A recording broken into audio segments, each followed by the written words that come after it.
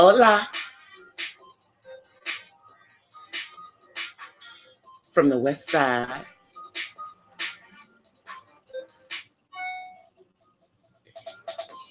It's me, DC, the Purple Diva, and welcome to Not So Random Chat, which is my nightly live stream here on YouTube. I hope everyone is having a wonderful Saturday out there. I know I'm having a wonderful Saturday because as of today, I finally have my community tab, and I finally, if I so choose to, can go live from my phone. That's right, y'all. I am able to do a little bit more, and I don't necessarily have to be in front of my desktop computer. But tonight, I'm where I usually am, right in front of this desktop. Now, I want to say hi to everybody out there. But first, I want to give a special shout out to my haters. That's right. I got haters. But that's okay. You know, because the effort it takes for you to leave me a thumbs down on my video or on my live stream, that means that you actually took the time out of your day to watch it. So, shouts out to my haters. I love you guys. I love you guys. Anyway, for the rest of us, I know that we all got haters out there. And it's okay. But on another front, I am so proud of Super Good. Y'all may know him as D Smoke, who smashed it on Rhythm and Flow, which is the Netflix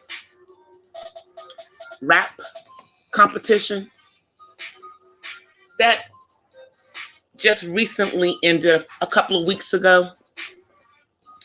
And D Smoke was the only West Coast rapper to make it all the way to the end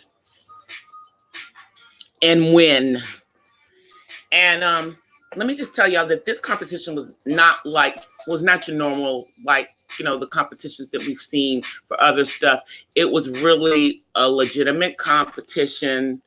There were a lot of good new artists coming out.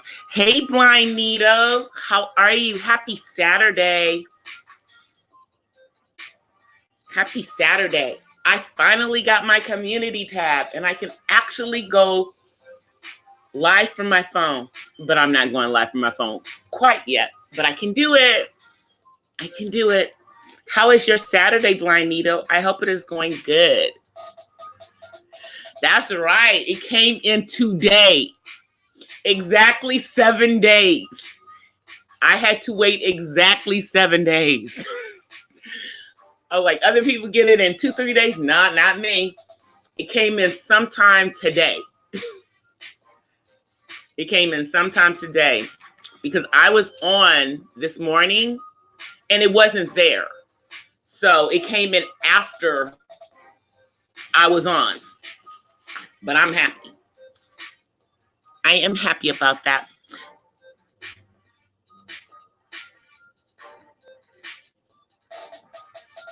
Yeah, I hit 1K a week ago. I hit 1K a week ago. And today I got my community tab. And today I got the little thing. Let me know that if I want to, I can go live from my phone. I can go live mobile now. Yep. I'm so happy about that. I'm so happy about that. But yeah, I'm Blind Nita. We got haters. But that's okay. You know, there were trolls in the chat last night, and I knew I had a hater. Hey, Dobson family. How are you? I got my community tab today, guys. And I posted my first notice on there about this live stream tonight.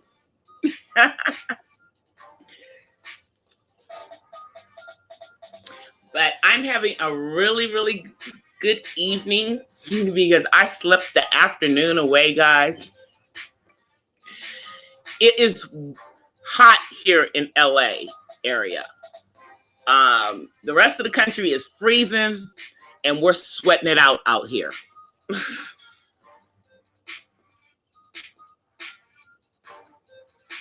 Oh yeah, exactly. That's how I feel, Blind Needle. You know, someone came into the live stream right at the end of the live stream last night, and their whole purpose of coming into the live stream was to curse me out and to curse out the people in the live stream. They, of course, have been banned from the channel, and I'm okay with that. You know, there's some crazy people out in these YouTube streets, but we're all about positivity and love over here, so we're good without them. I'm just glad that it's a Saturday night and I'm safe. My son is safe. Thank you for stopping through, Dobson family.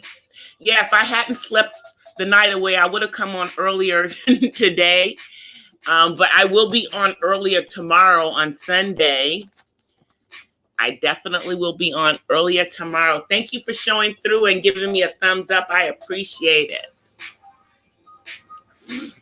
But as I was saying, guys, there was a Netflix show. What did you say? Can you put what does that say? I'm reading what you said, Blind Nita.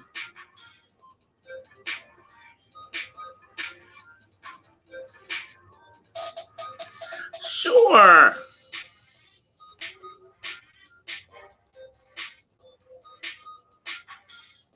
Oh yeah.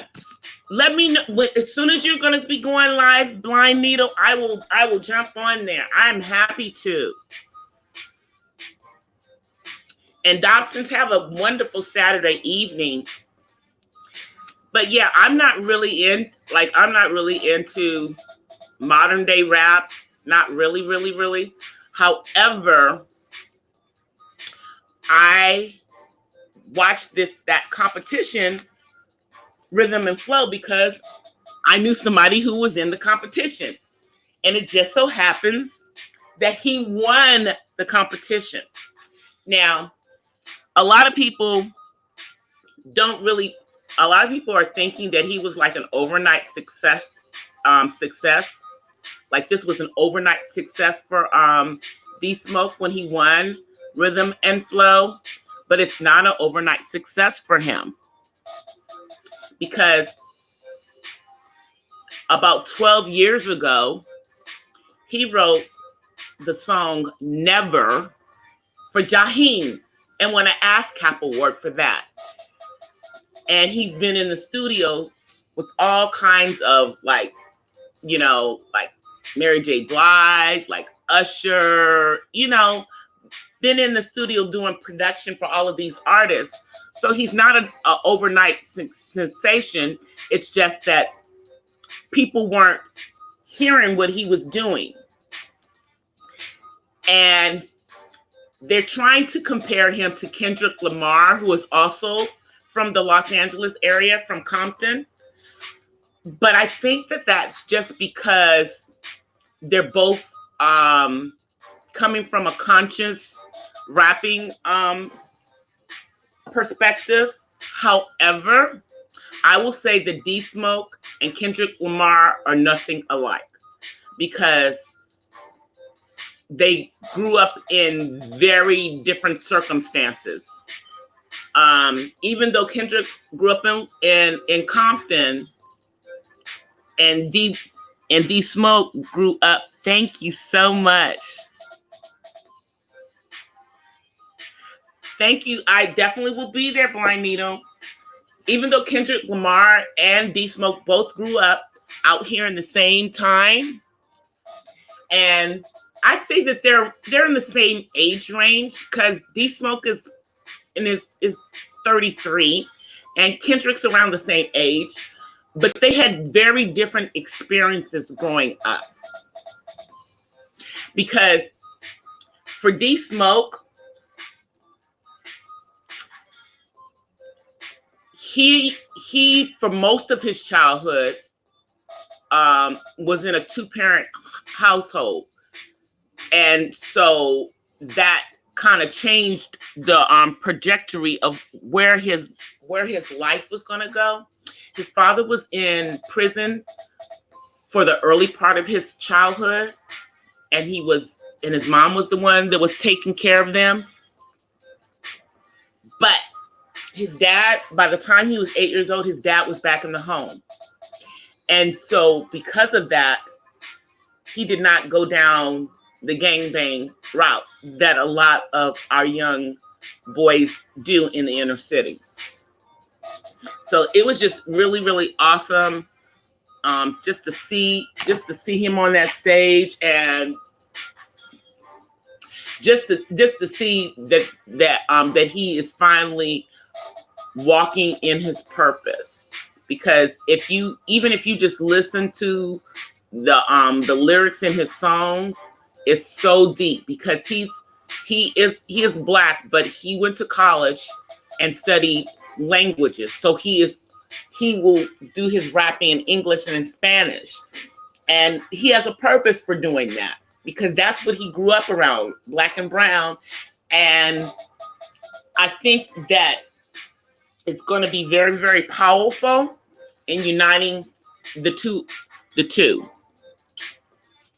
because of the commonality,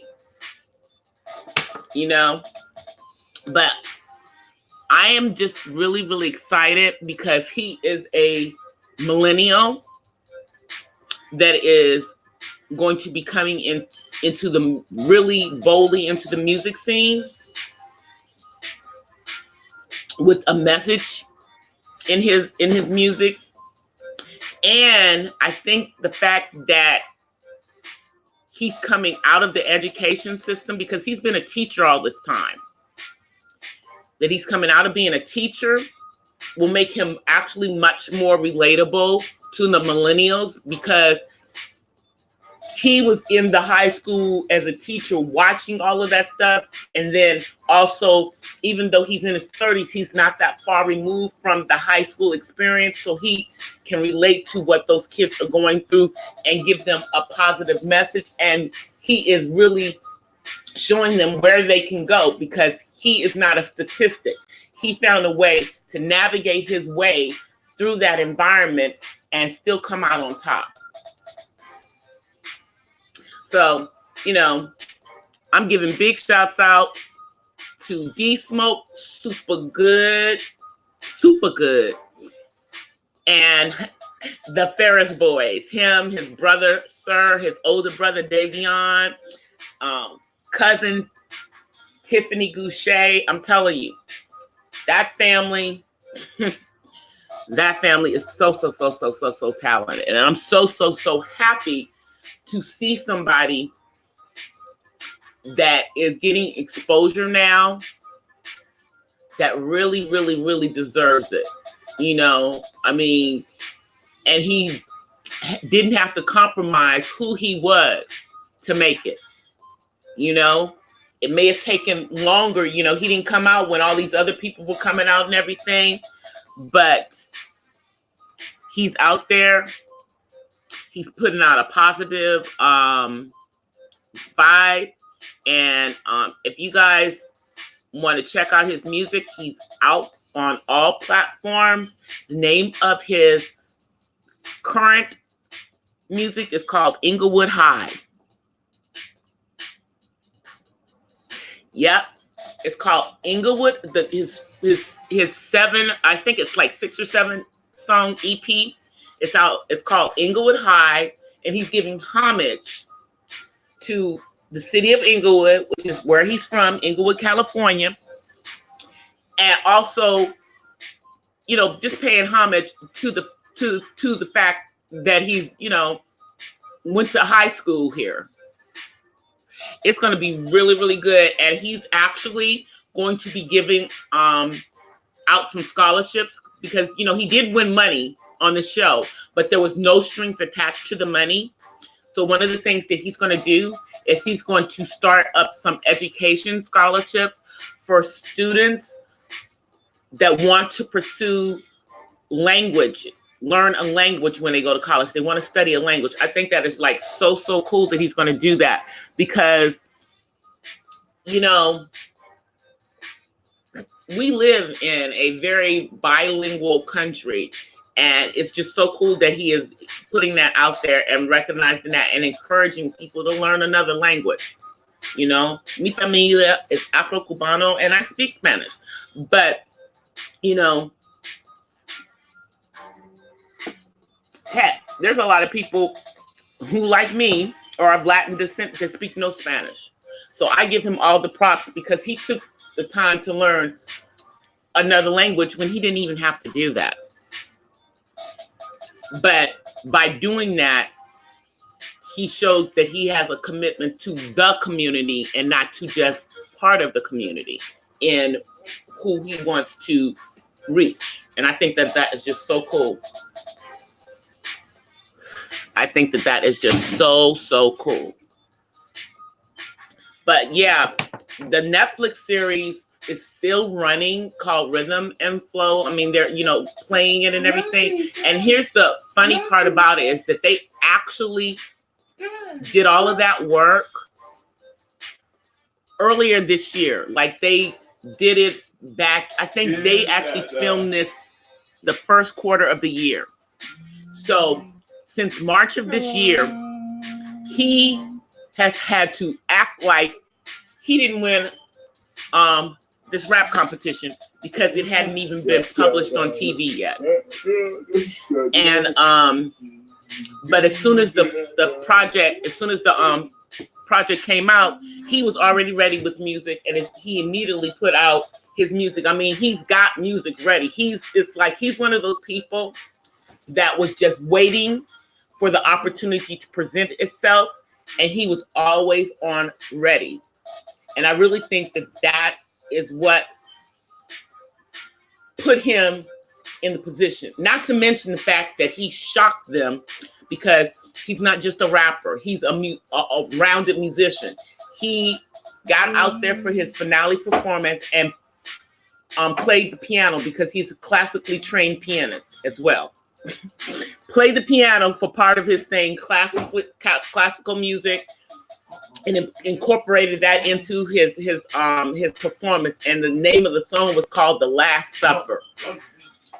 It's a powerful song. If I wouldn't get a copyright strike, I would play it, but I ain't playing it. So I'll just say, go look for it. It's all over YouTube. It's called "The Last Supper." The lyrics to that song are very, very powerful. Very, very powerful. You know, and I'm just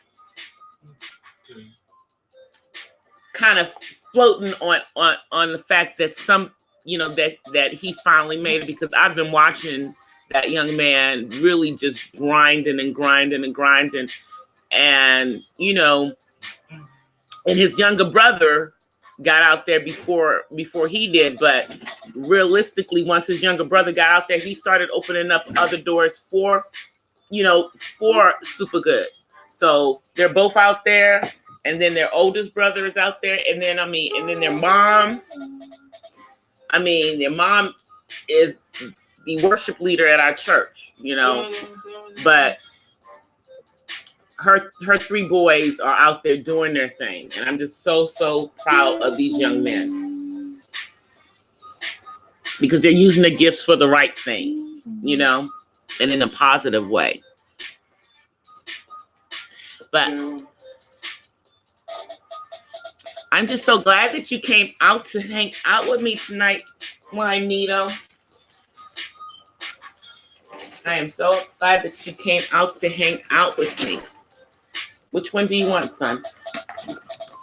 Pick the one you want. Tell Mom which one you want. They're the same. It's just one's buffalo. So pick the one you want. I'm just handing my son a wrap so that he can have the wrap. Because we don't want to have it. Go ahead, take the one you want. Go ahead. You go ahead and take it. So he's having a little quick snack while I'm sitting here chit-chatting with you. But today was a good day. I actually went and got my nails done this morning. Got a nice mani, pedi. So I'll be ready for the week. And guess what, Blindito? Let me just tell you this. I actually have been working a little bit on a little crocheting. I've been doing some squares because I think I'm gonna make an Afghan, but I've been getting myself back into my knitting and my crocheting, but I'm not gonna come online with it until I've gotten it good enough to show y'all something decent. Good enough to show y'all something decent. But I gotta express all of my creativity. I'm even doing some of my my drawing and stuff right now. But I'm gonna bring a lot of that onto the channel. And now that I'm no longer restricted to just doing stuff from the computer.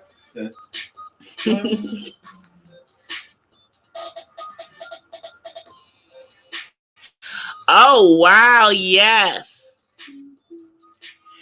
That'd be so cool. That will be so cool. Because I hate to say I'm one of those crocheters and knitters that never used patterns. I grew up learning how to do it without patterns and stuff. I only used patterns when I did my sewing. Isn't that crazy? And then I see this whole world where I could have been making stuff that I didn't make if I'd have just, had a pattern.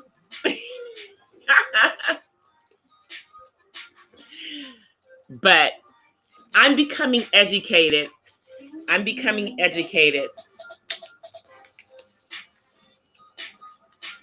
And when I do my crocheting and stuff, that's a good stress reliever. It really is, because you can just sit there and be crocheting and thinking about absolutely nothing. You can be watching TV, you can be listening to music. Same thing like with my sewing. Stress relievers. I mean, they just kind of help me to be creative and not have my mind on other stuff. And then I've met so many people, online that, because knitting and crocheting are starting to be a lost craft. People don't teach their daughters how to knit and crochet anymore. And I have to say that the reason that I know how to knit and crochet is because when I was younger, I had babysitters, as a kid, that knew how to knit and crochet. I had one who knew how to knit, and one who knew how to crochet, and they each taught me how to do. I learned how to knit from Miss Pringle. Shout out to Miss Pringle. And I learned how to crochet from the late Miss Akins. Shout out to Miss Akins. Miss Akins actually was the niece of the comedian from back in the day, Moms Mabley. And Miss Akins was my babysitter, and so were her granddaughters. And they taught me how to crochet. So I learned like all of that stuff when I was younger, and then I taught myself how to sew. The sewing came out of necessity because I'm a tall girl and I have long legs, and so it wasn't that easy to find pants that were long enough. The legs were long enough. So I started learning how to make myself pants when I was in high school. That's the reason why I learned how to sew, really. And now I'm so glad that I know how to do all of these things, because nobody knows how to do these things anymore. It's just crazy to me.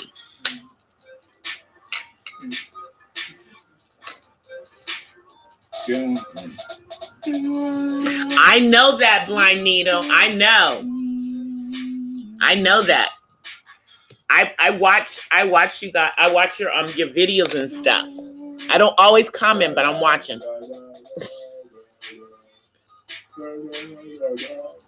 Because I know the most important thing is for people to watch and give those views. So I'll watch a lot. I'm like, you guys are in the crochet world. I'm telling y'all are doing so many crafty and artistic patterns and everything. And some of the stuff people are doing without any patterns at all, like I used to do, because I was crazy. Because I was crazy, you know. And you know, I guess I wanted to do it the hard way. Because I mean, with my sewing, I did kind of the same thing. I kind of had patterns, but I kind of didn't when I first learned how to sew. Now, of course, I know how to sew with a pattern, but I'm just saying part of it I did, and I still do that. Even to this day, I still will make things that are not necessarily on a pattern. But it's just the artsy part of me, you know, that wants to put my own creative spin on stuff. That's all it really, really, really is, you know. But like I was saying, like growing up, it just wasn't. It's not one of those skills that people teach their daughters and their nieces anymore, and I don't know why, because it's such a good skill to have. Oh my, do these people know how expensive it is to buy, you know, crocheted items?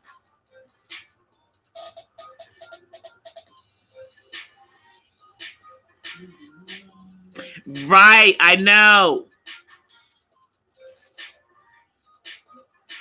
Oh my goodness! You are such a sweetheart, Blind Needle. I love you, my friend. That's why I like YouTube, because YouTube has given me the opportunity to make so many new friends that, you know, you wouldn't necessarily meet. Because, like, if I weren't on YouTube, I wouldn't even be seeing a lot of the knitting and crocheting and crafting that people are doing. I mean, you guys are showing out. That's why I'm not showing my stuff yet. Because I'm not on that level anymore, because I hadn't been doing it. But I'm going to get there. I am going to get there. Hey, Health Weight. and real talk. I was just on here complimenting the crafting community, knitting and crocheting, and how before YouTube that was becoming a really lost art. But thanks to YouTube, we have a new generation that is starting to become interested in it, which is really cool, because I thought they were all going to go down the scrapbooking road, you know? And I used to scrapbook too.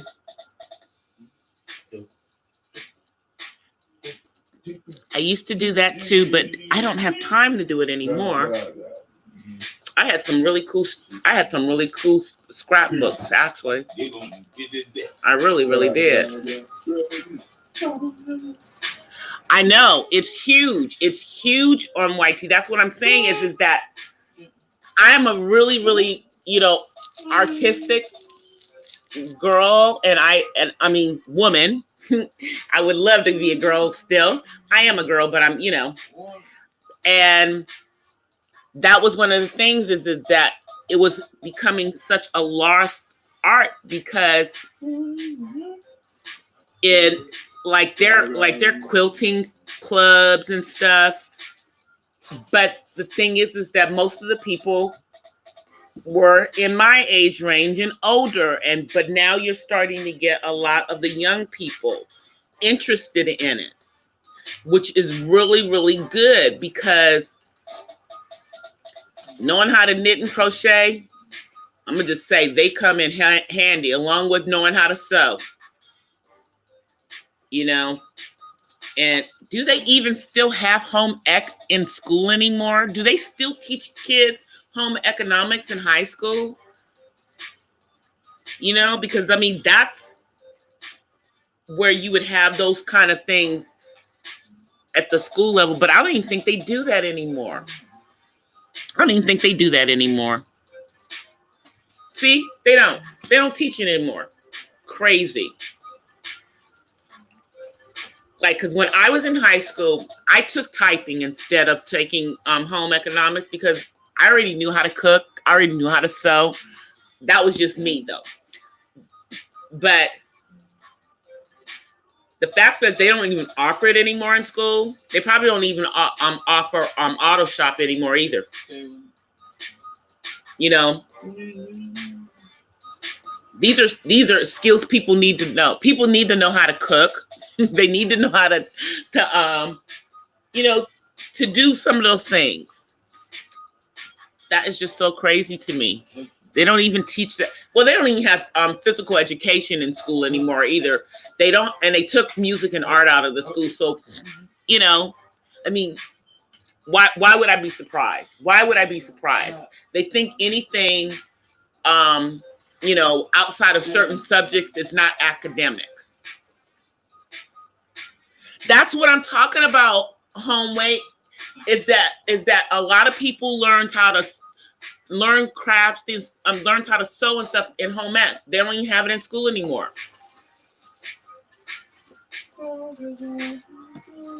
I learned how to knit and crochet from women, older women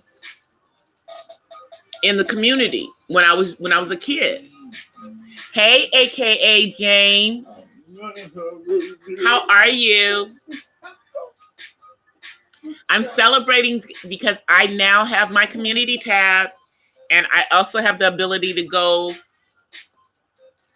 live from my mobile phone, even though I'm not going live from my mobile phone quite yet, but I can do it. But more importantly, I have that community tab. So that'll be good, because I'll really be able to put some stuff on there. And if I want to promote other people's channels, I'll be able to promote other people's channels on my community tab. That's just going to be so, so great. I'm going to be able to help people. I'm going to be able to help other people because I just want all of us smaller YouTubers to blow up. You know why? Because the best YouTube I'm finding, the best content I'm finding is in all of us smaller channels.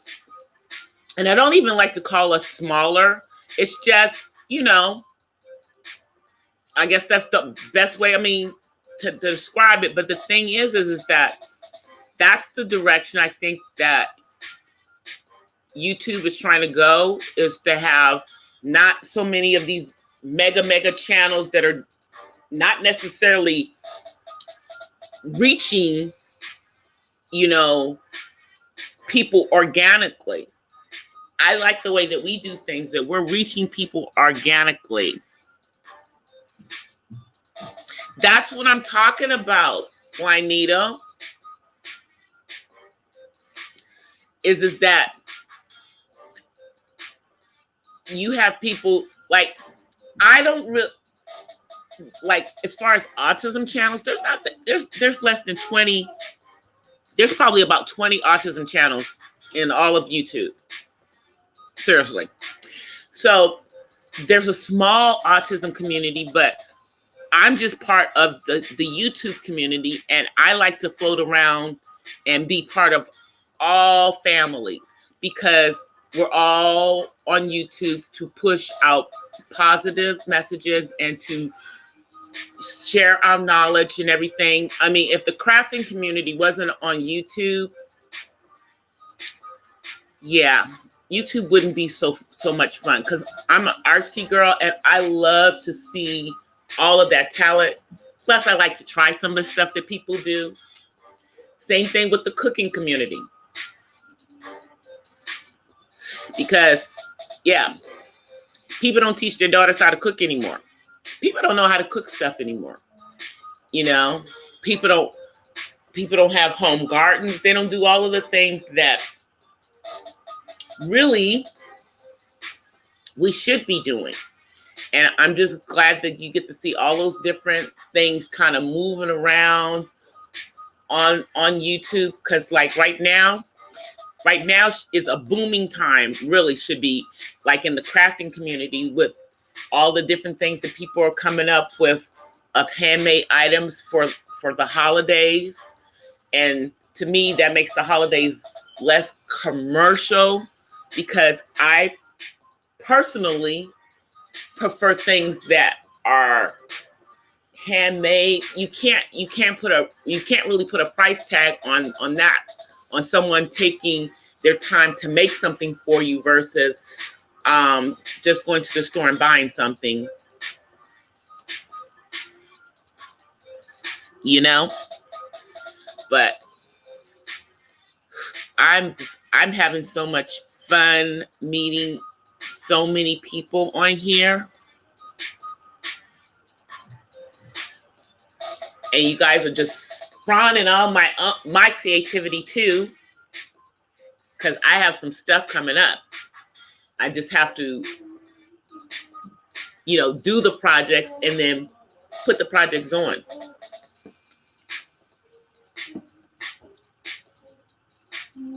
But I am so glad that it is a 3-day weekend for some. Well, it's a 3-day weekend for my son.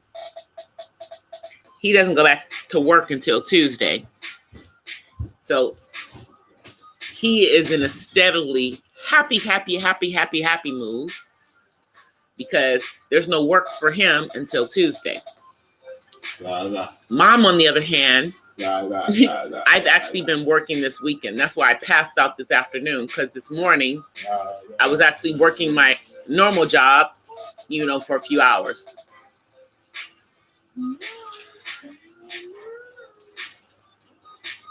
So how are you doing tonight, James? I know we're talking about, you know, sewing and that kind of stuff a little bit, but you know how my conversations, I go all over the place. I go all over the place. Really? Yeah. Yeah, my dad. Well, my dad. Well, you know, my dad's a doctor, and actually, did he work this weekend? I'm trying to think. I think he is in DC working at VA this weekend. Yeah, so I don't think he's off on Monday. I think he's off on Monday from his regular, from his week, his doctoring during the week, but he's working this weekend at Veterans Affairs in DC. Okay, Blind Needle, thank you.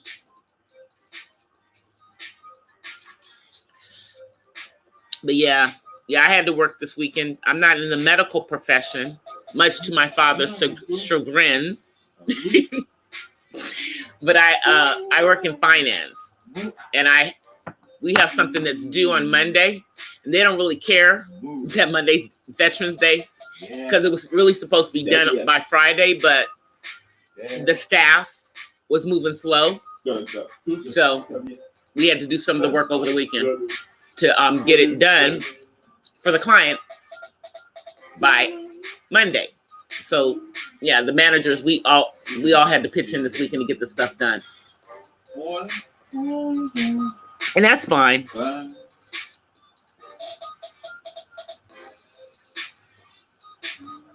Yeah, I understand that. I totally understand that. Yeah, being in the office. Yeah, I have a friend that works in the office. At, well, they work for Kaiser, and they work in the office. They do like the billing and stuff. And people think, you know, like the office jobs. Some of the office jobs in the hospital are Monday through Friday jobs, but they're not necessarily Monday through Friday jobs because, you know, isn't the hospital open 7 days a week, 365 days a year? So yeah, somebody has to be there to do certain things all the time. So I totally get that. I totally get that. Because people need the hospital all the time. And if the hospital's open all the time, then somebody has to be there working all the time. But that's one of the things that I was like talking about on one of my lives last week is that one of the reasons why my dad's still working at 80 years old as a physician, but it's because there really is a shortage of people going into the healthcare field, you know, from when he went into it, and so you have doctors and nurses and, you know, other health professionals that are staying in their profession for much longer, you know, because younger people weren't being encouraged to go into the healthcare field. They were being encouraged to go into the vocational parts of the healthcare thing, but not necessarily going into the ones where you actually had to, you know, maybe have an associate or a bachelor's degree working in healthcare. But now they're starting to push people more into the healthcare field, and they're paying better in healthcare because they're recognizing that it's kind of necessary. No matter what's going on, we need to have people working in the healthcare field, especially as our population in the United States is getting more and more geriatric. You know, we're getting older and older, and thankfully, you know, I mean, I'm healthy, you know, but a lot of people have health issues, you know, and a lot of our health issues in our country are lifestyle driven. A lot of them are.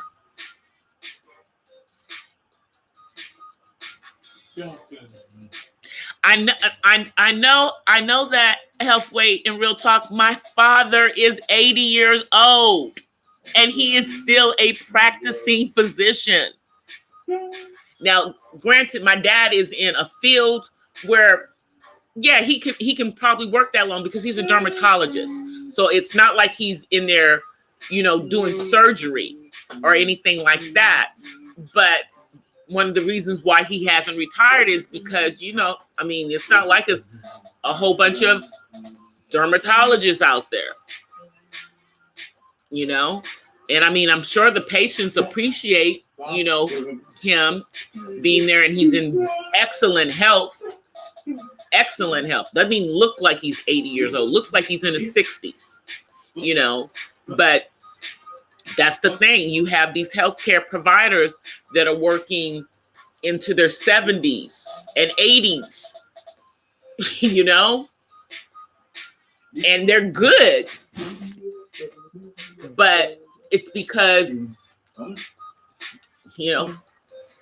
healthcare is a math and science, and they were not pushing people into the math and science stuff. Healthcare is part of the math and science. You've got to be good in math and science to go into that field. Yeah. And they were not pushing that. But now they're, they're really pushing, they're really pushing girls to be more, in the math and science, and that's a good thing since there's more of us.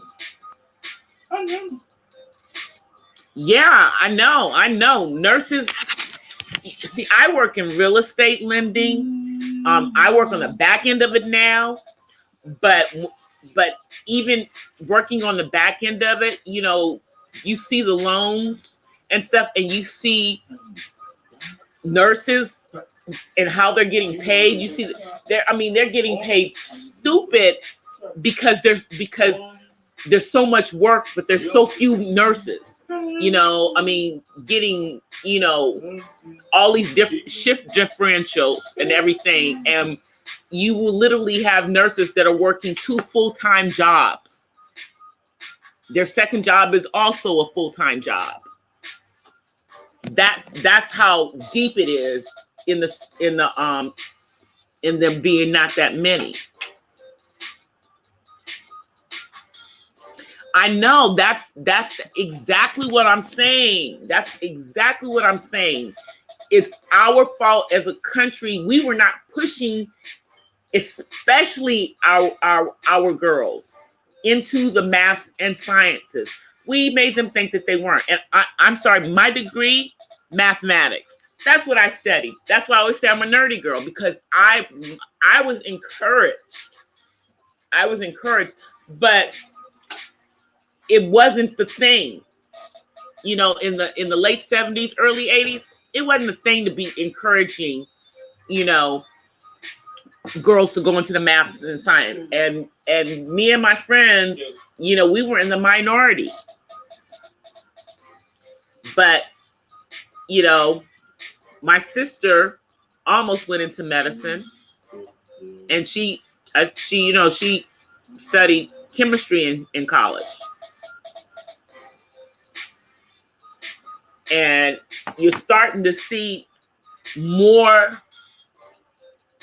of the girls going into science fields and everything, so that there's a possibility of them going into nursing or into medicine.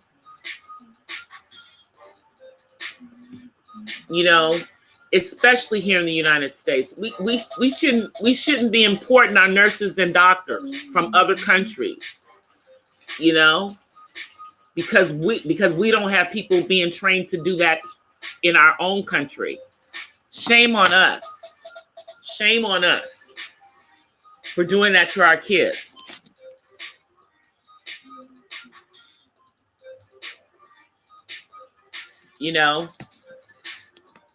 We're selling our girls that pack of lies, that they weren't good in math and science.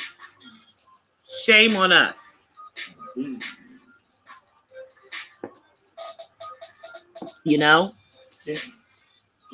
Shame on us. But now these younger ones, since are starting to go in the direction, and I think the internet for that, because our kids are so computer savvy that they're realizing if they're computer savvy, then maybe they might be okay with math and science, because all of this is numeric.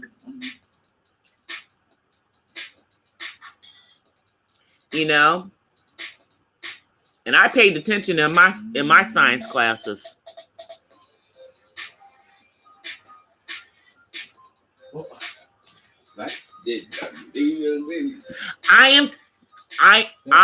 I take the, do you know if you go, there's Code Academy, that there's coding that you can take online for free.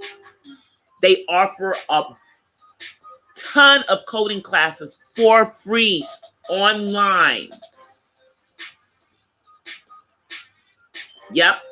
And then I'm trying to get my son into a coding program. They have a coding program that is specifically for people on the autism spectrum that I'm going to be getting him into. Because, yeah, everybody needs to know how to do coding. Even if you only know how to do a few lines, it's really, really imperative. But that's the thing. It's like, like I tell, the younger generation, I'm like, my generation, we're the ones who created the internet. Because I remember when I was in college, I would be in the comp sci lab we were, creating programs and doing all of that stuff. And this was before there was no internet. Internet didn't even exist, We wanted to figure something out. We had to read, look in books, go to the library, wasn't no online to look anything up. We had encyclopedias, and now these kids have everything at their fingertips. That's why it's no excuse. There's no excuse for us not pushing kids to do things in the math and sciences.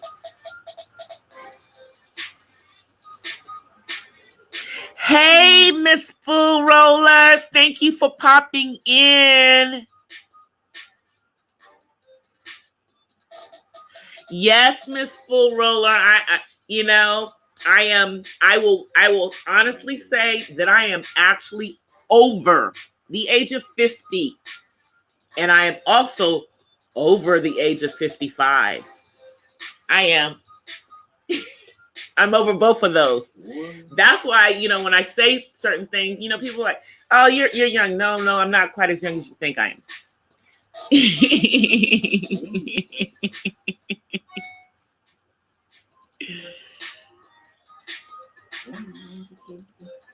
Hey, baller player, how are you?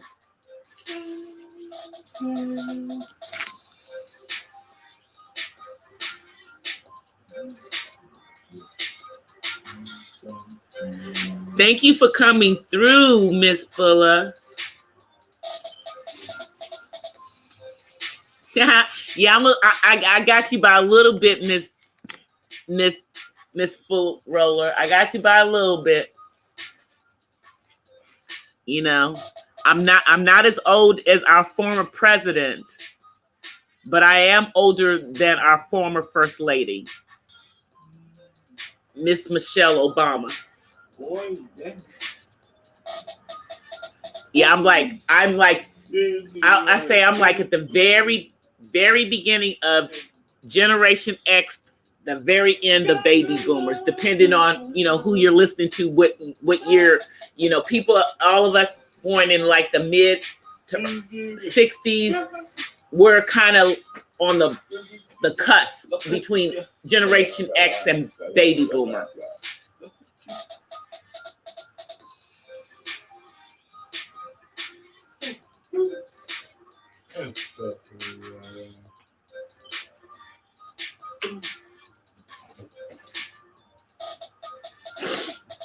But yeah, everything is,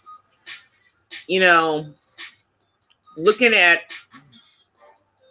which direction our kids need to be going in, our young people need to be going in, they really, really need to be going in the maths and in the sciences, and those who want to go into the healthcare field need to be doing it, because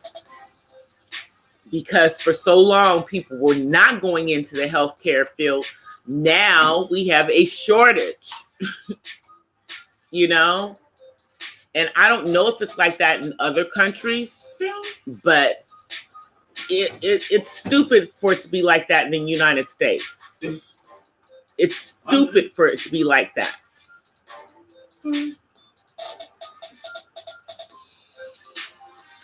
Yep, exactly. That's what I'm saying. We're kind of like we're on the cusp between the two.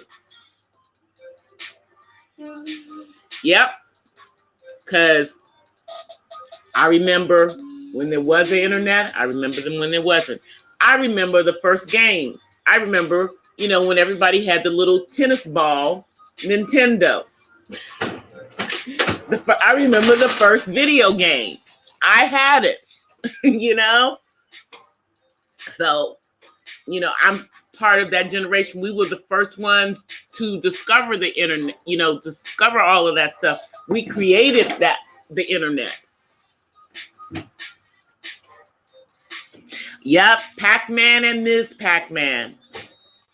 Both of them, and Centipede and Millipede. You know, all of this came before there was a Fortnite, before there was a Call of Duty, you know? And those games were just as addicting as the ones that young people are playing now. I tell them, I'm like, y'all have no idea. We were just as addicted to the games back then. The only thing is that we couldn't play them at home. We had to go to the arcade and be stuck in the arcade for hours playing the games.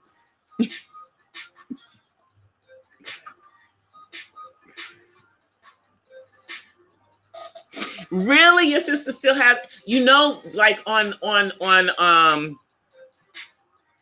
a lot of the systems, the Android systems that people have, where, you know, where you can watch different stuff, like a lot of them have the games on them, because I have one that has some of the games on it, but I haven't tried to play them on there yet. But I'm gonna have to go on there because it has Pac-Man, Ms. Pac-Man, Centipede, Millipede. It has all the old arcade games. It has all the old arcade games on there. It's so funny. It's like, I used to be so good on those games. It's like, and I only know how to play like a couple of the, you know, the newer ones. I only know how to do a couple of them. I like to do the car games. I like to do like street crimes, and I like to do the off-roading.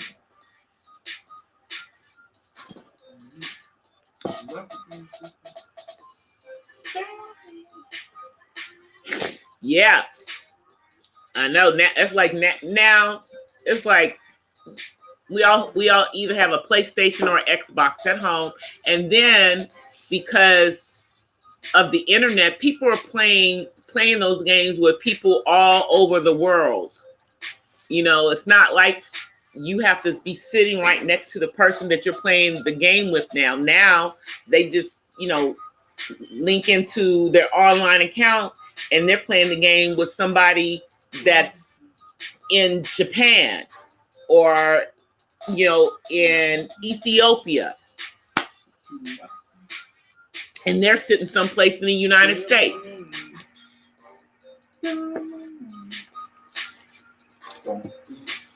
Yeah. And that's the other thing is that the younger generation, they are so used to instant gratification. You know, my son is, I mean, you know, he's 24, but it's definitely instant gratification with them. You know, they want it now. It's, you know, they're not trying to work for nothing. They want everything now, because that's how the world has been presented to them. That's how the world has been presented to them, you know. And, you know, the funny thing is that my son he doesn't really do the game. He doesn't really play games. A lot of other people on the autism spectrum are like really into gaming and everything. My son will watch you do the gaming, but he's not really interested in playing it himself. He's more interested in other stuff. He likes other things, like he likes airplanes, he likes music, and he likes trains. You know? So he's not really interested in the gaming.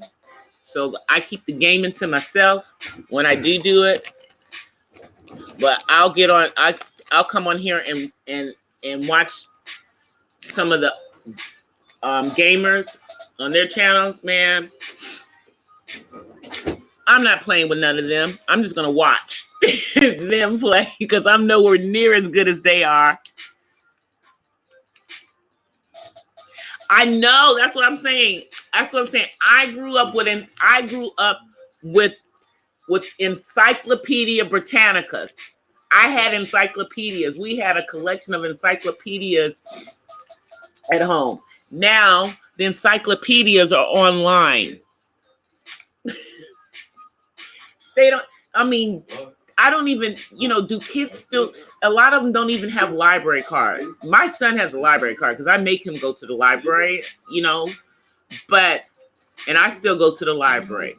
But they don't go to the library. The library, you go in the library, and the library is like a ghost town. Like there's barely anybody in the library, And if they are not in the library, they're in the library so they can get on the computers in the library and get on the internet for free in the library to do something.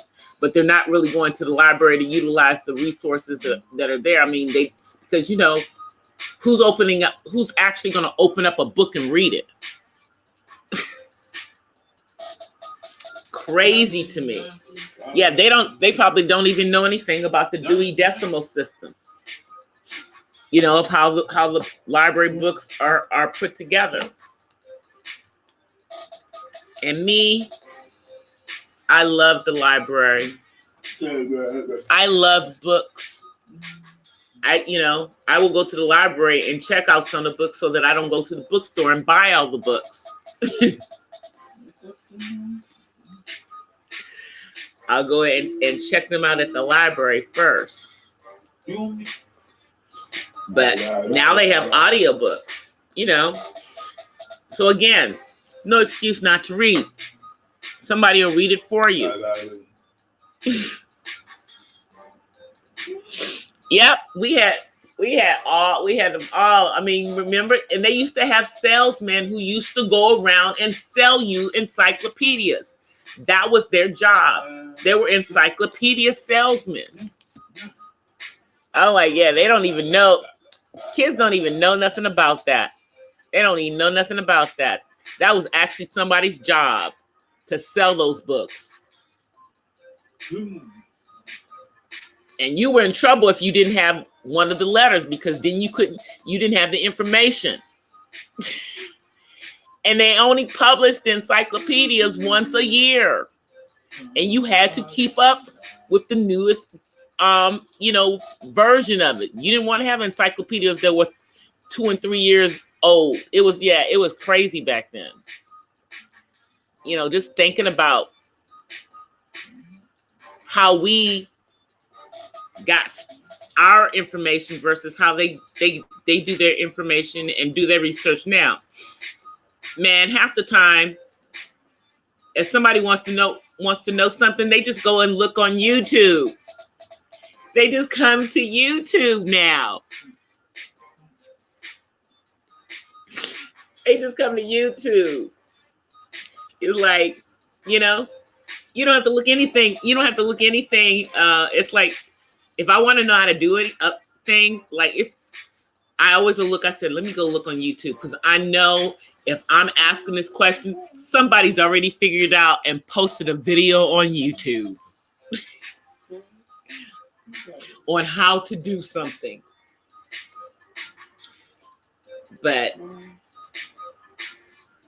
the internet is a wonderful thing when it comes to getting information. It is definitely the information highway, you know, and you have to think about the fact that is all the information that's out there accurate information, because it's the information highway. You know, a lot of times the information you give may not actually be the accurate information. And that's the thing that you have to do your research, even when going to the instant gratification information highway. Make sure that you're getting the right information.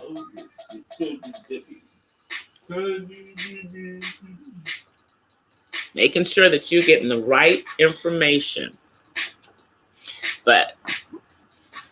And I can only imagine what it's going to be like, you know, 30 years from now.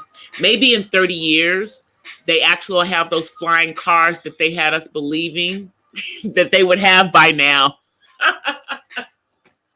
Maybe they actually, or maybe we will figure out how to make cars run off of water or air. You know?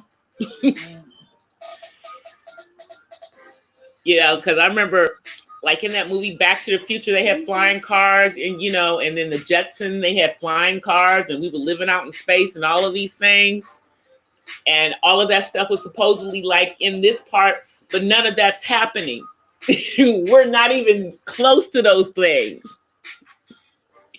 It's so funny. It's like we actually thought 30 years ago, by 2020, we'd be in flying cars, and we have not actually perfected it yet.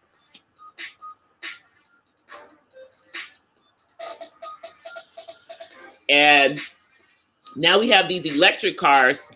I don't know what's, you know, but I personally think we probably might need to figure out how to make a solar car, make a car that runs off the sun.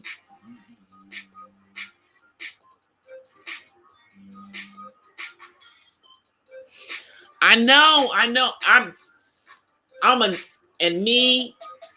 I'm always wanting to do the research, because just because I see something one way, I'm like, yeah, let me do some more research and make sure that I got the right information. And, you know, there's no excuse. Not when you can grab the information, but you just got to make sure that don't pull the first thing and assume that the first thing that you got is the right information. Because now that we've got all of this on there, I mean, the libraries are online. You can pull information from libraries and stuff online and go to, you know, direct sites on specific stuff. So there's no excuse to come back with the wrong information or misinformation. They have no excuse. None. It's just about how badly do you want to get the correct information.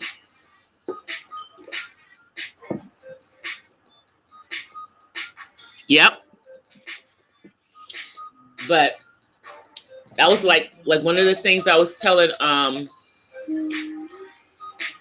one of my crafting friends, Blind Needle, when she was in here earlier, is one of the things I appreciate about on YouTube is that, like, you get to see all of these what I call almost lost skills, like knitting and crocheting and sewing and all of that, because younger women don't know how to do that kind of stuff because nobody's taking the time to teach them. They don't have, you know, knitting and crocheting and stuff for them. I mean, do they still have 4-H club? Do they still have 4-H? Do they still have 4-H where they would be doing that? And I'm like, they don't even do that kind of stuff in the Girl Scouts anymore. So, yeah, you know. And then what's the other one? The Campfire Girls, that's like the Girl Scouts. They don't even do a lot of this. It's, you know, I mean, we don't know how to knit, we don't know how to crochet, we don't know how to sew, we don't know how to cook. We don't, because there's no home ec class. That's right. I forgot. Home ec went away. I guess that's what we will blame for the reason why young women don't know how to cook, because they don't have home ec anymore. Crazy.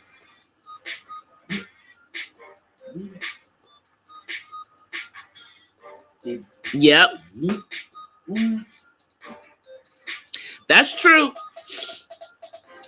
Yep, that's true. Things change so much faster these days, you know. But I the funny thing is, like, my son wants instant gratification for certain things, but when it comes to being on the same time table as me on other things, he has no sense of urgency unless it's something he wants. If it has nothing to do with him, there's no sense of urgency whatsoever. None whatsoever.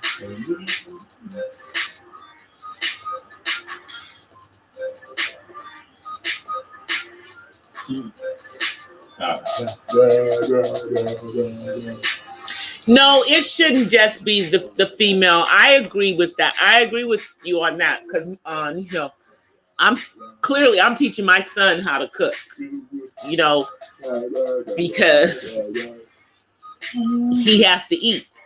And if I'm not around to cook for him, I want to know that he's going to be able to survive, you know. But what I'm saying is that, you know, when they did have home ec in the schools, it was not just for females. I mean, guys could take home ec, because there were guys that took home ec, you know, and they weren't all, you know, they were in. So a lot of them took home ec because they wanted to be in the same class with the girls. They took the class so they could be in the class with the girls. At my school, it was only girls in our home ec class, because it was all girls Catholic high school. But that was in the 80s. Now they don't have shop. They don't have home ec. They probably don't have typing classes in school anymore either. You know, we actually had to learn how to type, you know, and yeah, I don't think they teach. They don't. I think they have just assumed that the kids know how to type now. They don't even bother to teach them how to type. They just assume they know how to do it because we're in the age of the computers.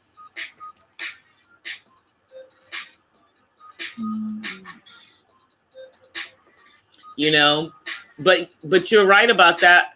But the thing is that sons, neither sex knows how to cook. That's the problem. Nobody knows how to cook. That's why they're all eating. That's why they eat so unhealthy.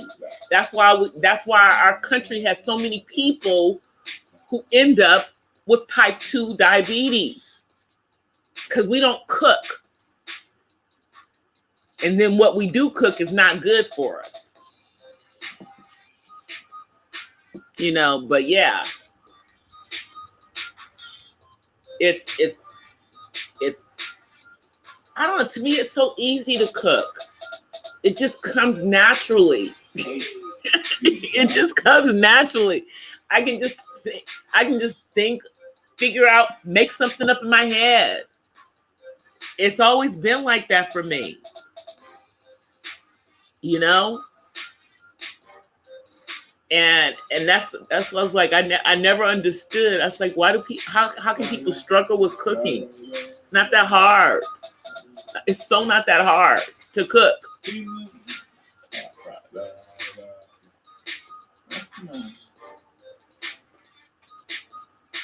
See? Yeah.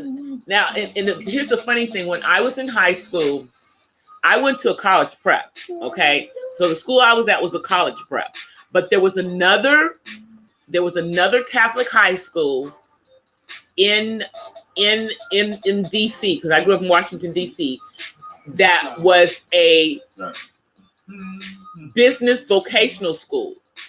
So they learned like typing and all the stuff that was in the business field, because it was like assumed that they would go from, if they didn't go to college from there, that they would go straight into working in offices. That's how that high school was built. But again, this was like in the 70s and 80s. I don't think they would ever have a high school that's like that now. Now, yeah, they'd be vocational techs, like the school my son went to. The school he was at was a vocational tech for sciences and for music and art. And so they had, specific programs that were in the electronics and comp sci, and then they had specific programs that were in music and arts, because those were the vocations that they focused on. And I think that's probably better now for schools, but I'm not saying that the schools should be the ones teaching our kids how to cook. We need to teach our kids how to cook, basically, and I mean, I didn't learn how to cook at school. I learned how to cook at home. But I guess that would actually take parents, doing cooking and having the kids in there with them, so they know how to do it.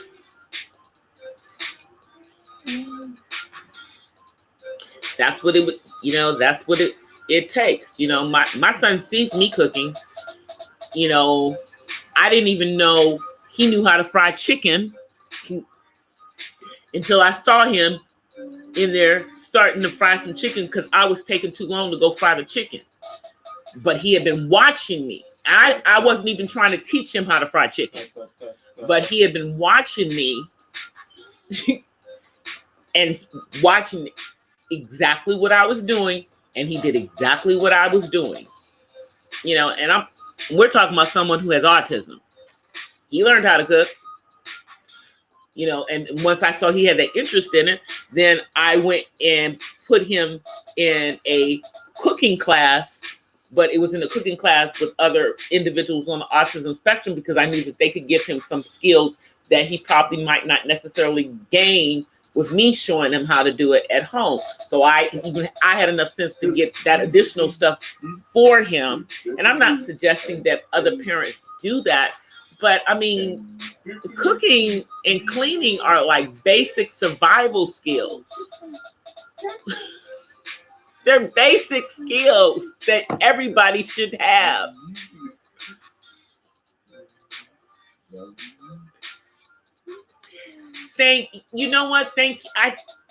I'm a very good cook,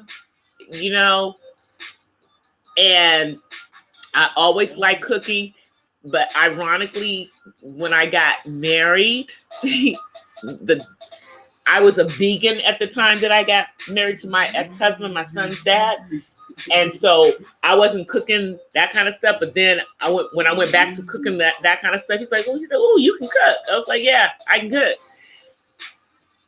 But cooking, the kind of cooking I like to do, it's a lot of work, But then again, I know how to cook the fast and quick things too. But I was the oldest, so I had to learn how to cook. I had to know how to cook because I was the oldest, and I'm the oldest by a lot from my other siblings.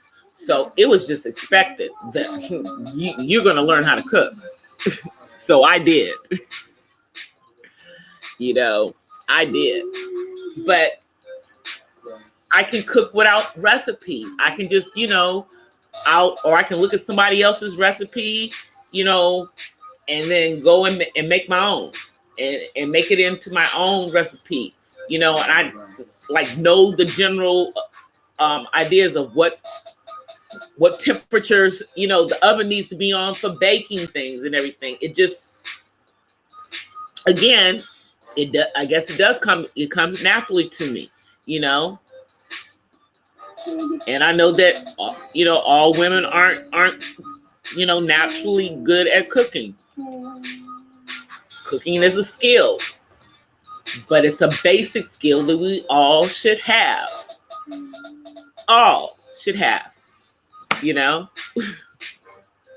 And I was like, even with my son having a different disability and a neurodiversity, he too needed to know how to cook, even if it's just limited things that he knows how to cook. He still needs to know how to do more than putting something in a microwave.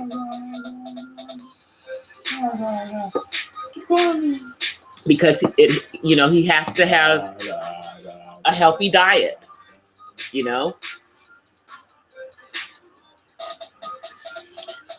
But yeah, and the thing is that my sister and I, like, I'm naturally a good cook. My sister has to really work at it. It doesn't come as naturally to her. And I'm like, we have the same mother and father,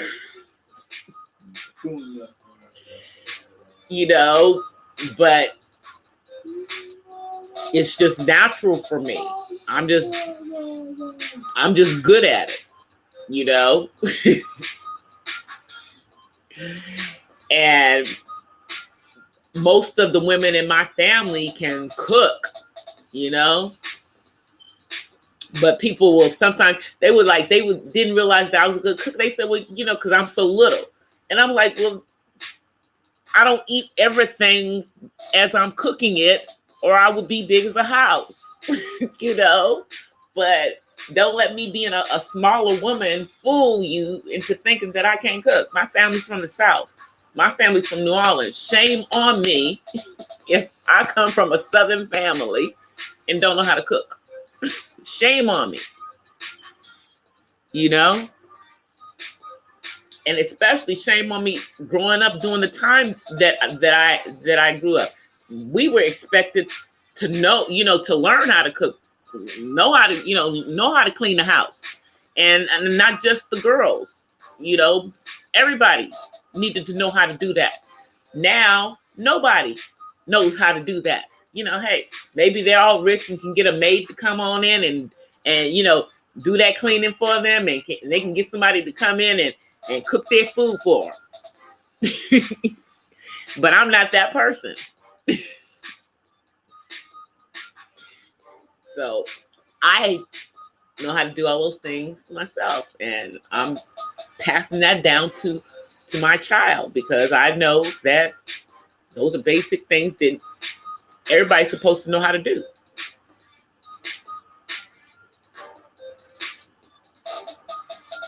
Everybody's supposed to know how to do. But then we see a lot of these millennials don't know how to do it, And then you look and you say, well, dang, do you blame them or do you blame their parents? And then if you blame their parents, then you have to blame the generation before, which brings it on back to us, which means that many of the people in our generation did not take the time to pass the skills on to our children. And so, that's why we have these little princes and princesses that think somebody gonna do everything for them.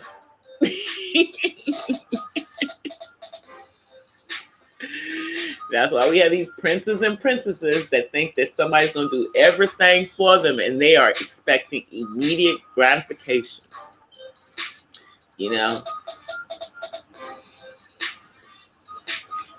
That's really what it is. Because I think about the fact that cell phones and the internet and cable TV has always existed as far as my son is concerned, because they always were here during his lifetime. I'm like, you got kids have cell phones as young as 5 and 6 years old. And I mean, and they got expensive cell phones. You know, they're walking around with basically $1,000 in their pocket. Crazy. It's just crazy. And then, you know, and most kids have a laptop. You know, there was a time where that wasn't the case, you know, depending on socioeconomic conditions. But now even the poorest of the poor can afford a laptop, you know? So, you know, that gap is being narrowed. That was something that tripped me out when I went and visited Bermuda. In Bermuda, and I'm sure this is the case, probably even more so now, but when I went there a few years ago, it really surprised me because all of the kids, even in elementary school, had laptop computers, you know. And I mean, the schools, like their school system, they would give them to them. They got them at school. I was like, wouldn't that be a nice thing if each student had a laptop throughout their education in the United States, in every single community, no matter where they were. I'm like, I wonder if every student in the United States had a laptop, what a difference that will make in our education system. I'm just wondering about that, you know? Well, yeah.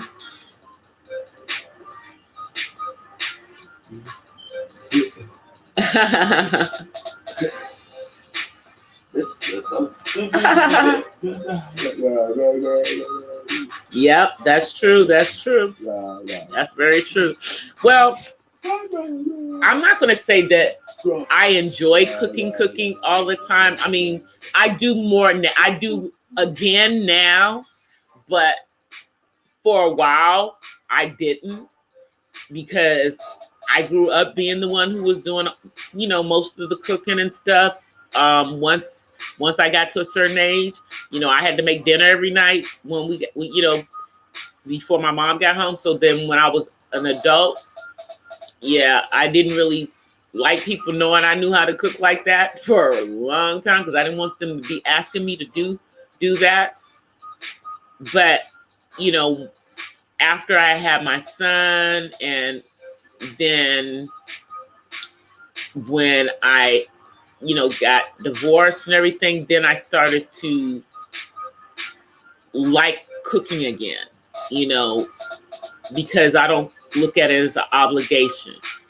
I look at it as just something I do for my son, you know, to make sure, you know, just, and I don't do the big hoo-has except for doing the holidays. So I'm not exhausting myself except for a couple of times, you know, but, you know, I like cooking again. I don't love it like I used to, but I like it because I'm good at it. But yeah, with the computers and yeah, that was like one of the things I was always adamant about, is that my son has always had a computer, because I wanted to make sure that he had that advantage that everybody else had. I never want that to be something that separated him. Now, he doesn't really get on the computer that much. He's on the internet all the time, but he's usually on the internet on his phone, you know, like most of them are. And like even with myself, I mean, other than me being on the internet for work, because I work from home, My personal internet usage is primarily on my phone, except for like when I'm sitting down to do my live stream. But now that I can actually live stream from my phone, I probably won't be on my desktop as much, you know, doing my live streams. But for right now, I think that's where I'm more, you know, most comfortable, and it'll just be live streams out when I happen to be out. But yeah, I don't know. I think some of us would lose our minds if we didn't have our phones. Some people would lose their mind if they didn't have their phone. You know, because their life is in their phone. People don't even remember phone numbers anymore. Like, I know my phone number, and I know my son's phone number. I know my sister's phone number. I have like 5 or 6 phone numbers that I actually know the numbers.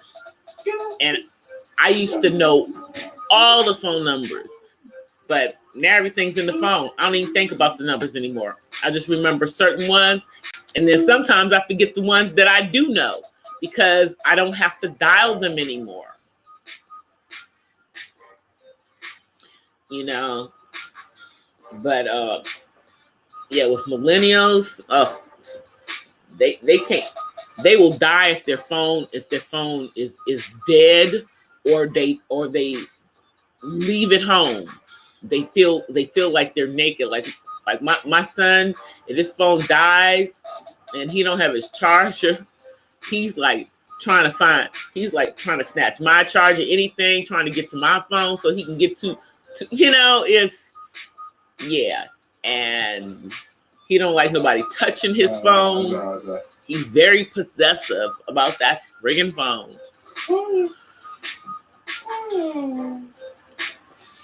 You know, but yeah, me and my cell phone, we have a love-hate relationship. We have a love-hate relationship because I'm not one of those people that likes getting on the phone and talking a lot. I also am not one of those people who likes doing a whole bunch of texting and talking, you know, but it's like if I'm on the phone, if I get on the phone and I'm on the phone talking to somebody because I got something to say to them. And that's when I'm on the phone. Other than that, I hate being on the phone. I hate getting on the telephone, you know, but I don't know. I just, sometimes I'd rather, it's like, unless it's something that you really have to say to me, just text me what it is you needed to tell me. Because I'm busy and I don't really have time for long conversations. And that's so sad because we don't do long conversations anymore. You know, we don't do long conversations. Most of our interaction with people is through the computer or through social media, you know, or text groups, all that kind of stuff. We are so impersonal these days, you know, and it's like it's like now it seems to be a chore for us to have personal interaction with people outside of our close circles. But I'm trying to be more social. I'm trying to be more social.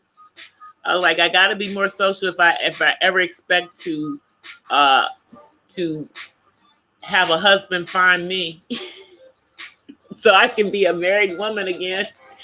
I got to be more social. So I'm trying to be that person.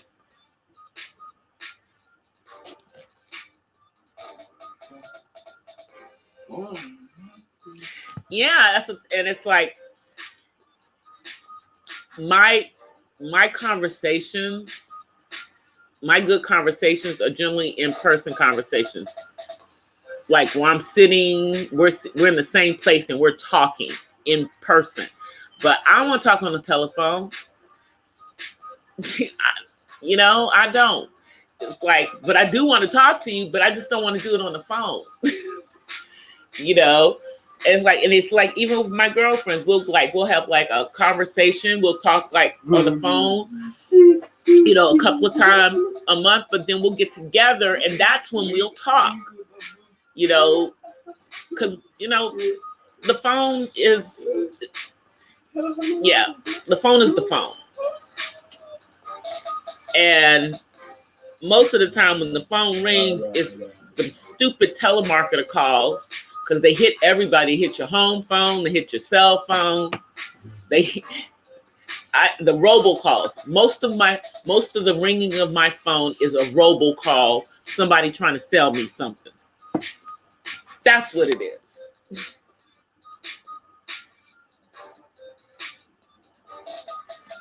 So that's definitely not a conversation I want to have. You know, and now that we're in the days of caller ID, people don't have to answer the phone because you can see who it is that's calling you. So then you can choose to talk to them or not talk to them.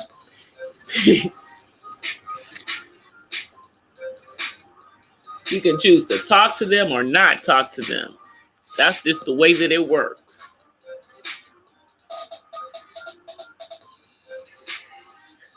But I'm just thinking right now, I'm like, okay, so now that I got to figure out how that community tab thingy works.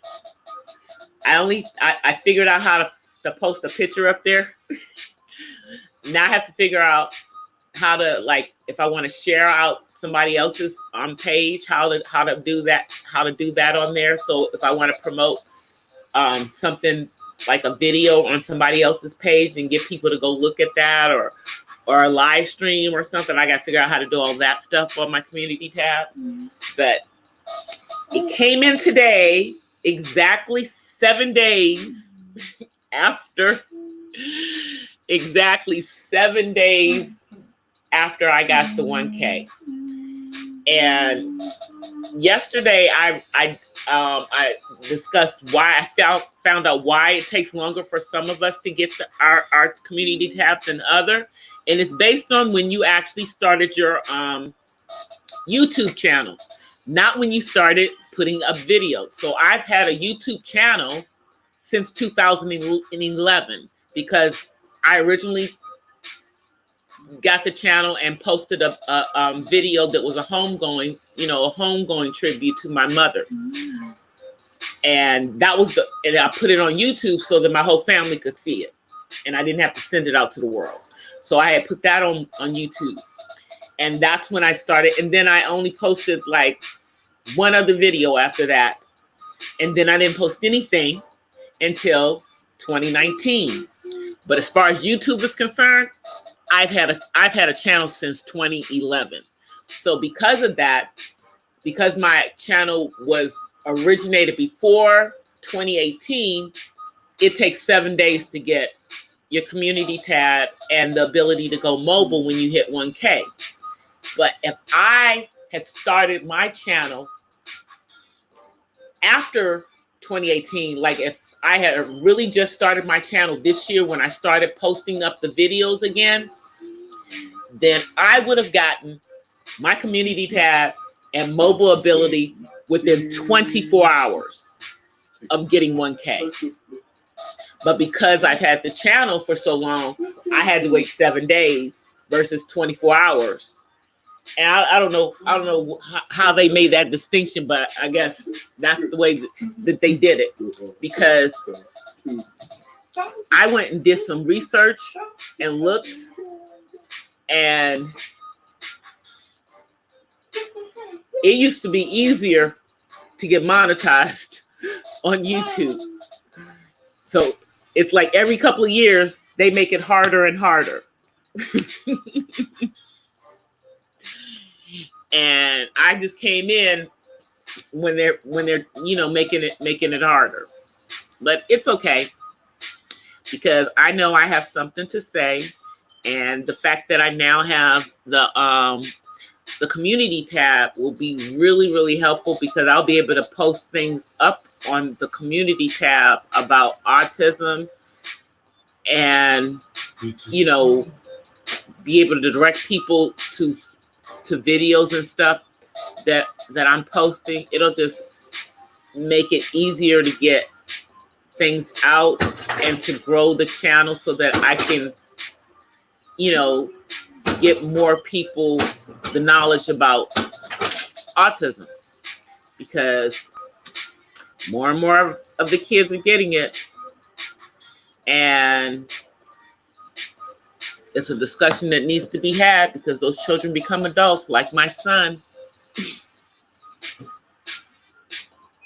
Oh, is that what you do? Thank you, Miss Fuller. I will do that.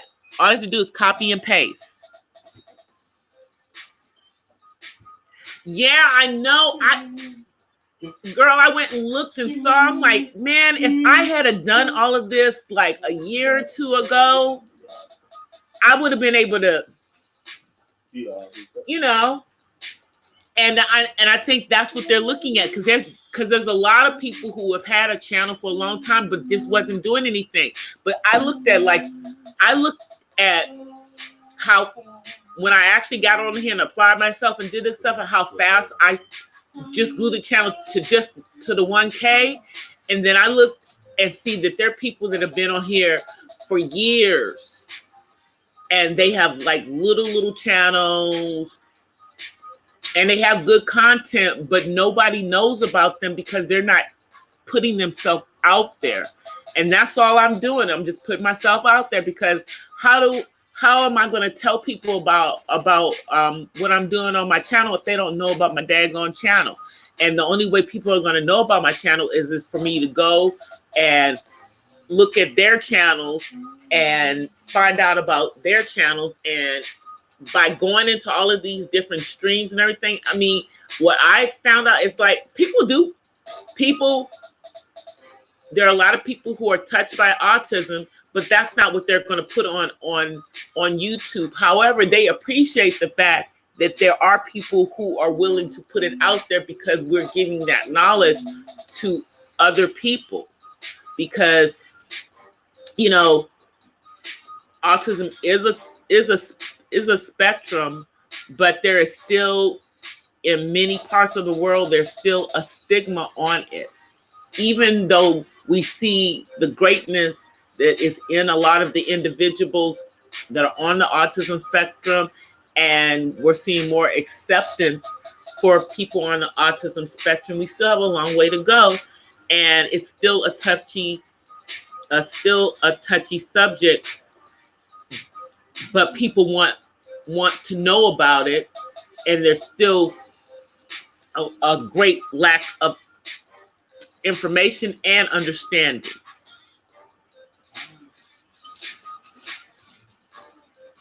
But yeah, I just kick myself for not doing what I'm doing now on YouTube before. That is entirely on me. It is entirely on me, because I should have been doing this.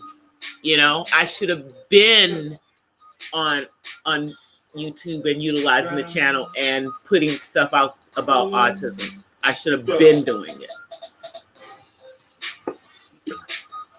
But I wasn't. And now I am.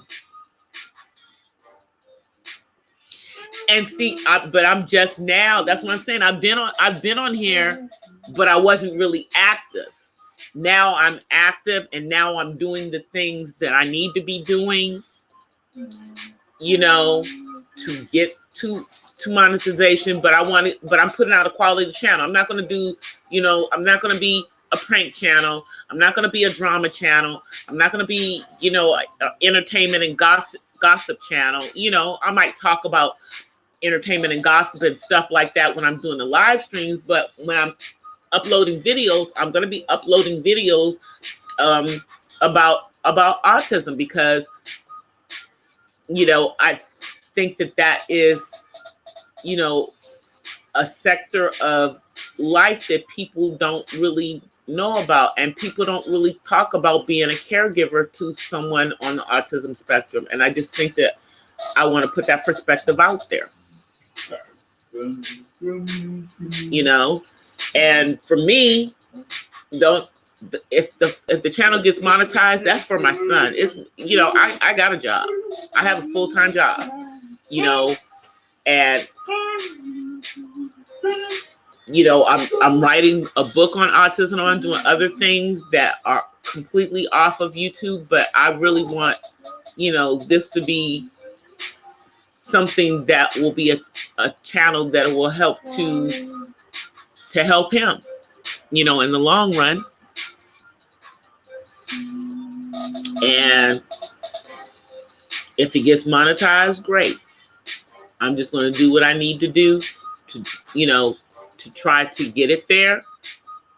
But if it doesn't get monetized, I'm not going to stop doing it, because I didn't come on here for that, you know. But I'm definitely going to make an effort. You know, I'm definitely going to make an effort, you know, but, you know, it would be nice, but I'm not dependent on that. You know what I mean? And I'm just loving the fact that I'm meeting so many different people, and you know, there's so many hidden gems on YouTube. So many hidden gems on YouTube. And I'm just enjoying discovering all the positive on YouTube. Because there's a lot of drama, you know, in corners of YouTube. But then again, there's so many of us who are just here to share our knowledge and to learn stuff. Exactly. That's what, exactly. I'm putting the effort into it, and you know, and when people find out what my channel is about, you know, I was like, I wasn't really sure if people were going to be interested, but people are interested, and so if there's an interest, then it would be stupid of me to not put in the effort to reach more people. And as I reach more people, then, you know, exactly that will happen, you know. But, you know, I didn't come to YouTube to look at it as a get rich place. I just looked at it as another platform for me to talk about about autism, because I was already talking about it on my Facebook. I'm already talking about it on my Twitter. I was already talking about it on my Instagram and on my Snapchat. I was already talking about it on all these other platforms. I just wasn't doing any type of digital content on it. Now I am. So now I'm doing a digital content creations on YouTube. So I'm, you know, utilizing every means that is out there for me to get out, you know, my message and my knowledge on autism, because there's a lot of parents out there, and you know, they feel like an island. They feel like islands going through whatever they're going through, even if there's people around them.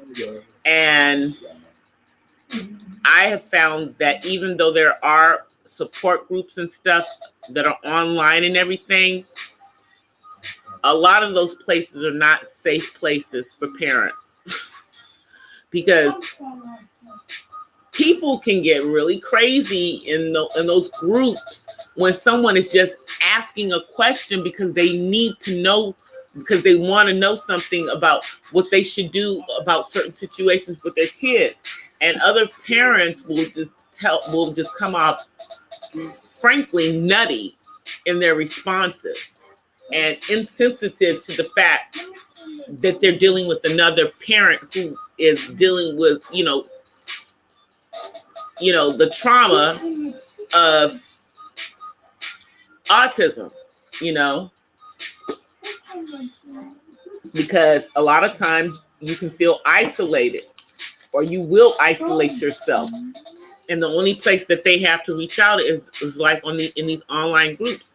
And those people act stupid in those groups, which is why I don't say much in those groups.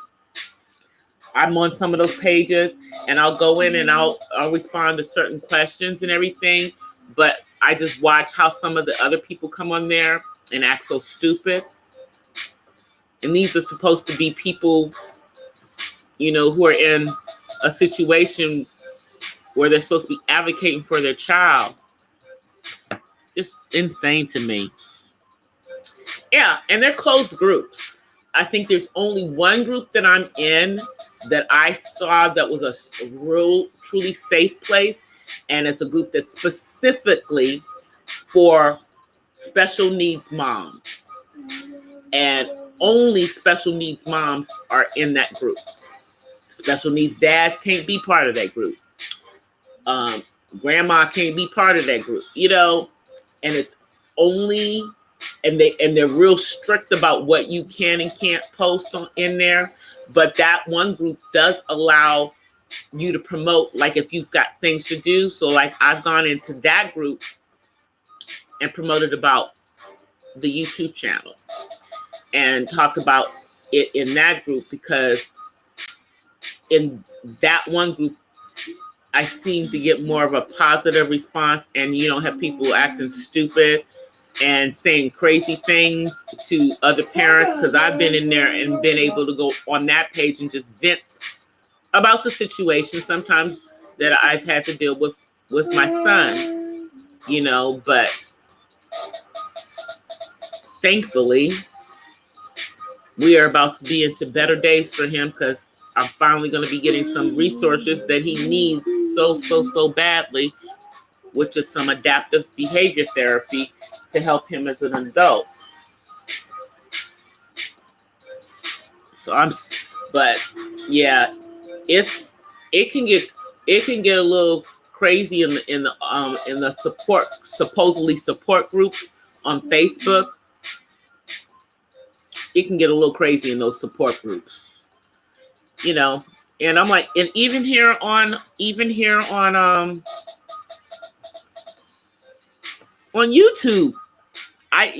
you will be amazed that trolls come over and mess with people in the autism things. I had a troll in here last night using a lot of foul language. I had to put them out. I had a troll in here a couple of weeks ago saying crazy things, you know. So it's like,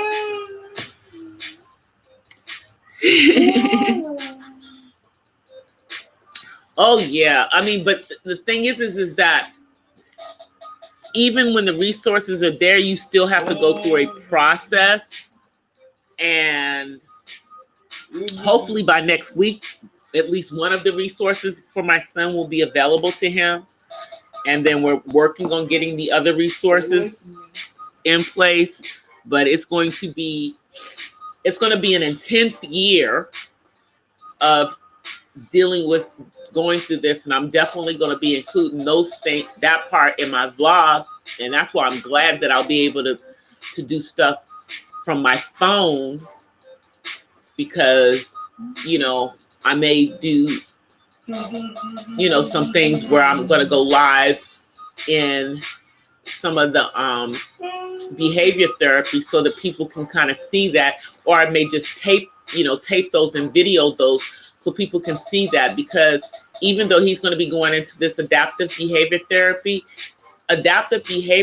is something that's not just for people who have special needs. It's something that we all can probably benefit from, depending on experiences in our life. He's going to be doing this to help him to better, you know, cope, and also to get his living skills to the level that they can be for someone who's in their almost mid-20s, you know, and just so he can get himself to a point where he's able to get into this entertainment program that he wants to get into, so that he can get employed in music or, you know, acting which is what he wants to do. So I'm just trying to get him supported. Yeah, I know. I have a few mods. None of them are here tonight. I was like, none of the mods are here tonight. But there was one of my mods was in here last night with the troll. And we would and me and him were both like looking at what this person was saying. And then I said, I'm like, are you a troll? And then we both figured out that they were a troll and booted them out of the room. You know, and so then they gave me a dislike on my video, on my live stream. I don't care, because that means you took the time to watch my live stream so that you could give me that thumbs down after I booted you out of my room. I don't care, because you, as Tiara Nari says, you work for me. You gave me a view. I know. No, I know. Because anytime I do, like, even when I did the videoing and stuff, like at my college homecoming a couple of weeks ago, I asked before I taped anything if it was okay. I asked people if it was okay to take their pictures. Yeah, anything outside of me just putting myself on film, I ask for permission. When my son is on my videos, I make sure that he's okay with being on the film, you know? So yeah, outside of myself, everybody else, I have to ask, are they okay with that? But I think it's going to be okay, because I've had a discussion with someone over at the place where he's going to possibly be doing it, and I will be helping them promote the services, you know, and I'm only going to be doing the filming of my son. I'm not going to be filming anybody else. Yep, only going to be filming him. So I won't necessarily be filming the person that is doing the ABA therapy with him. We'll just probably hear their voice, you know what I mean? And then some of the ABA therapy is going to be stuff that I am going to be doing with him myself, because they're going to be teaching his father and I how to do some of this stuff. So that's going to be some of the stuff that I'm going to be taping too. So, you know, I won't have to get anybody's permission for those sessions. Yeah, but yeah, the trolls are entertainment to me. They just don't even understand that I don't freaking care, you know, about what they're, you know, because the one last night started talking about UFOs, so I immediately knew that I had a troll. And then they got mad because they thought that I was making fun of UFOs. I wasn't making fun of them, because I have no idea if they exist or don't exist, which is what I told this person. But then they started using profanity, so I had to kick them out the room, because, you know, we don't do that. We don't do that. You know, and they were cursing at other people in the chat. So we were done.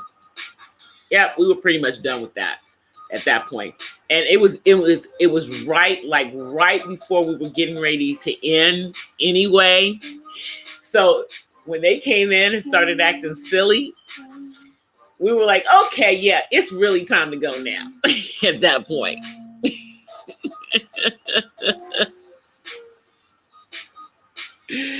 You know, it was just, I mean, it's like, I don't care.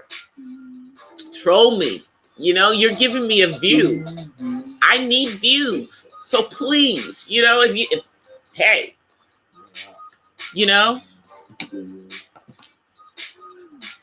But I always know, it's like, you know, as soon as somebody comes in, no face, you go and look on their channel, no content, no subscribers, you are a troll.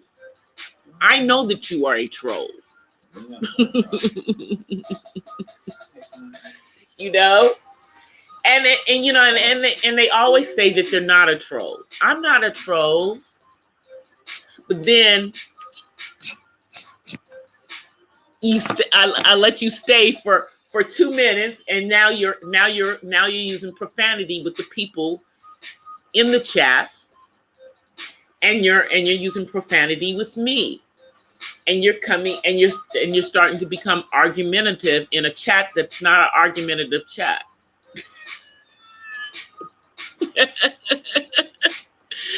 I just thought it was just all rather funny.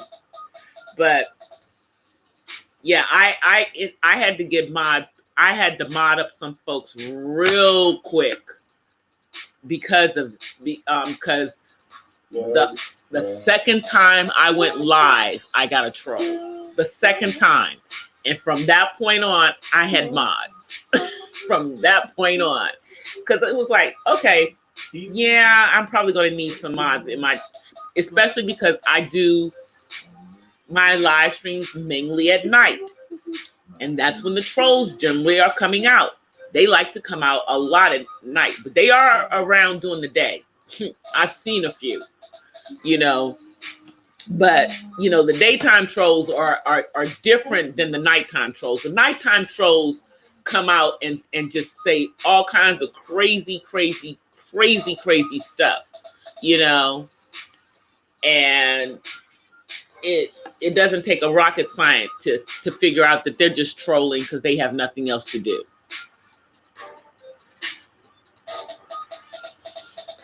You know, they just have nothing else to do. And, you know, I mean, there's a whole troll community on YouTube, and they actually do videos on their trolling. It, you know, just crazy. You know, I was like, okay, whatever. You know, whatever, you know, clearly you have time. And this is what you do. Yeah, it's a pattern. It's a pattern. It's like as soon as they come in, and they always have these crazy names. They have these crazy names. Like the one last night was Mutant something. I don't even remember what it was. It was Mutant something. So, but they can't come in my chat anymore. So it doesn't even really matter. They can only look in from the clouds. Because I'm never letting you come back in here using that crazy language. Troll or no troll. We don't do that over here. We don't do that over here. You know? We do not do that over here. It is unacceptable. Unacceptable behavior. What it looks like, God, I have quite a few people in here. But it looks like it's just me and Miss Fuller having a conversation. So maybe everybody else is a cloud dweller.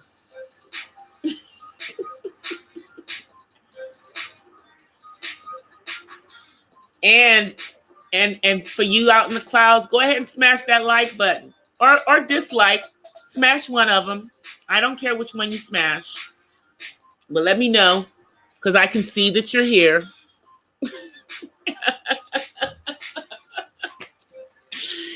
But I am actually about to end our show for the evening. I've had a wonderful conversation with Miss Full Roller and with Health and Weight and Blind Needle, the ones who actually came into the chat and said hi, and AKA James, and the Dobson family. Oh, Johnny Gooch. Whoever he is, I don't know him. And there was a couple of people who came into the chat that I don't know, but I guess they follow me. But I appreciate them coming into the chat. But we will be back on tomorrow. I think tomorrow I probably will try to do an afternoon live stream. But if I do, I will definitely put it out on my community tab now that I have one.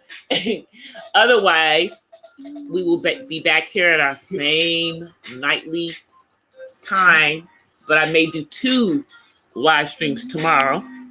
So until tomorrow, I hope that you guys have a good time. I know. Yes, somebody might be having just letting it run. That's true. I have a few people who do that. But I've enjoyed the conversation. I have enjoyed being on here. And for those who are coming through on replay, I am happy that you're coming through on the replay as well. But until tomorrow, I just have to say, peace, you guys. And Ola from the West Side. I'll talk to you guys tomorrow. Bye.